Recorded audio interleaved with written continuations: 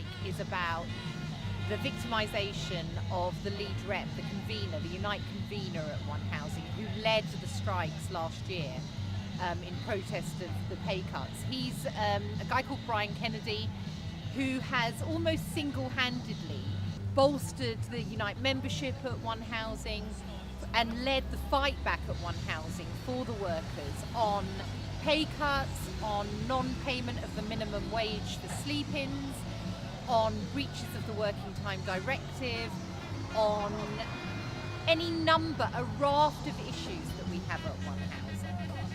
He leads the fight back, he's the lead UNITE rep, and he is suspended for a raft of trumped-up charges.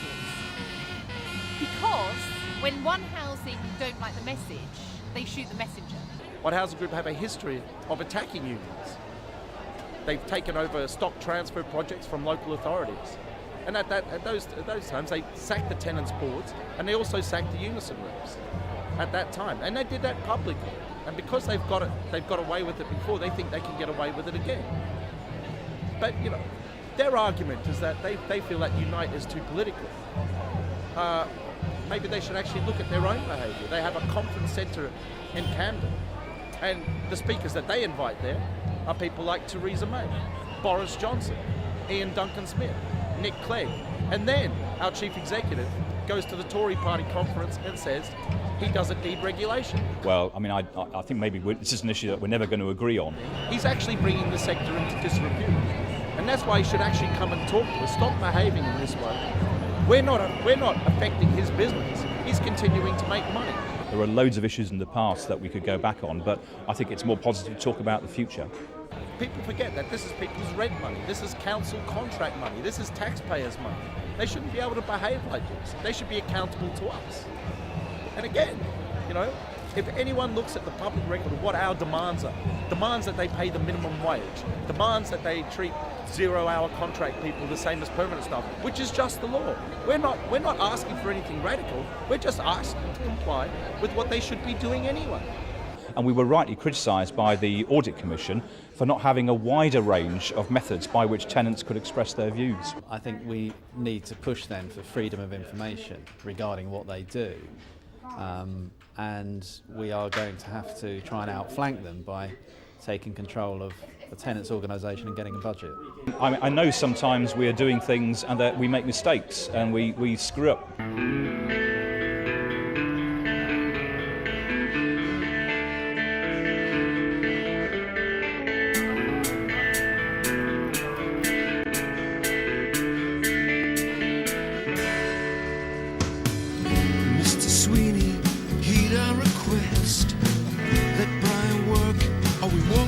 You rest. We'll be out with the leaflets at the end of your street.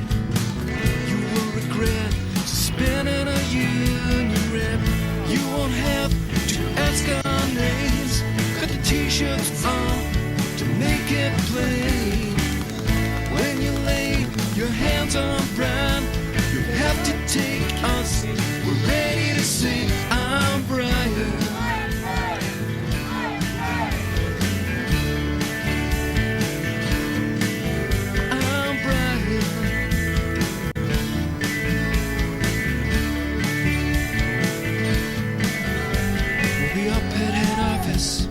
Drummers in tow, beat a path to your meeting room door. There'll be protocols, counselors, spreads in the press. We won't stop while we have a breath. You wanna have to ask our names. Got the t-shirts on to make it plain. We've begun. Smart Staff Conference.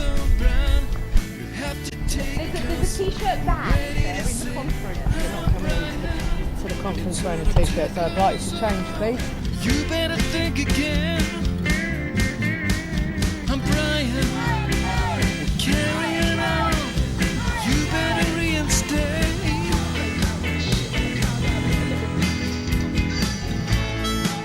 This is I'm Bryan, and it's the flavour of the month today. You wanna have to ask our names. Got the t-shirts on to make it plain.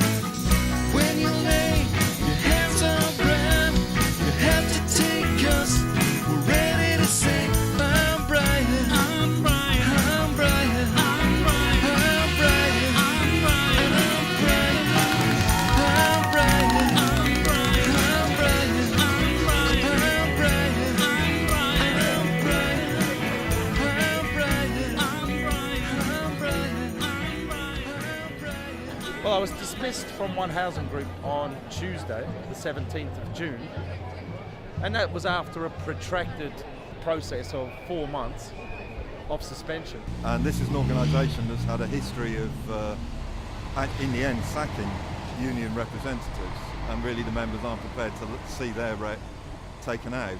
I was left in a situation where I was suspended on the 12th of February, a day before we were due to go into pay talks. And he was suspended immediately before a negotiation meeting where he would have raised a whole series of issues on behalf of the members, including the fact that they're paid in effect below the national minimum wage for doing night work, for shifts overnight. A whole series of, and really he's representing the members, if you like. He's a messenger. One Housing appears to be trying to shoot the messenger. We've also had a 6-year pay freeze, but this is an organisation that makes a massive surplus. Last year they actually announced that the chief executive was going to have a pay cut. At the accounts revealed he had an increase. Now, we've never had an explanation for that. One Housing Group has dismissed Bryan. They had thrown at him a raft, I think it was 15, quite frankly absurd allegations.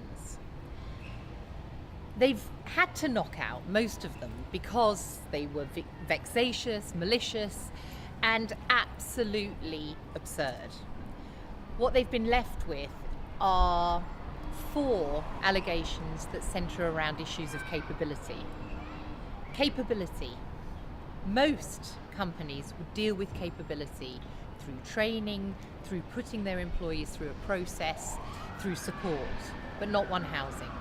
They've decided that much as we can't really get him on the other stuff that we tried to get him on, we've got some capability issues, so let's sack him for gross misconduct anyway.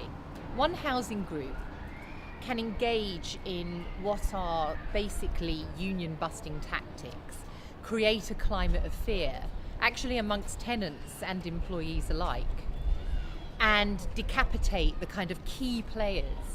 And that's what they've done in the case of Bryan Kennedy. They've taken out a very key trade union rep.